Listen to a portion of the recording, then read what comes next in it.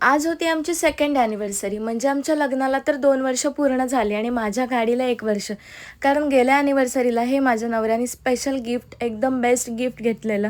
So त्याची पूजा वगैरे केली आणि मग आम्ही जायला निघालो आमच्या स्पेशल डेसाठी. सो पहिलं तर जेवण वगैरे केलं आणि आम्हाला कुठेतरी लांब जायचं होतं आणि काहीतरी सरप्राईज प्लॅन तर तो माझ्यासाठी नेहमीच करत असतो. रात्री पण खूप भारी असं सरप्राईज दिलं आणि आता पण.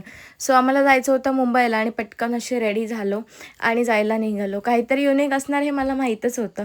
पण इतकं जास्त स्पेशल असेल असं नव्हतं वाटलं. कारण खूपच हे सरप्रायझिंग होतं माझ्यासाठी आणि हा मोमेंट मी कधीच विसरू शकत नाही. खूप जास्त भारी होता आणि हा दिवस पण. प्रत्येकाने प्रत्येकाची ॲनिव्हर्सरी अशी काहीतरी स्पेशल केली पाहिजे. नवऱ्यानेच बायकोला गिफ्ट नाही दिलं पाहिजे, तर बायकोने पण दिलं पाहिजे. पण माझ्या नवऱ्याने दिलं माझ्यासाठी आणि आम्ही बोटीमध्ये केक कट केला आणि त्याने इतकं छान डेकोरेशन केलेलं. हे सगळं मी रील्स वगैरे बघायची, पण हे रिअल लाईफमध्ये माझ्यासोबत होईल असं वाटलं नव्हतं.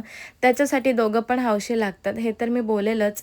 त्यानंतर मग आम्हाला खूप जास्त लेट झालेला, सो आम्ही स्पीड बोटनीच घरी जायला निघालो आणि हा दिवस, हा मोमेंट खूप जास्त स्पेशल होता. 6 मे 2024ला आमचं लग्न झालं आणि आता त्या लग्नाला भांडता-भांडताना, रागवता-रुसता 2 वर्ष पूर्ण झाली. सो काहीतरी युनिक तर करायला पाहिजेच आणि हा दिवस तर आपल्यासाठी खूप स्पेशल असतो.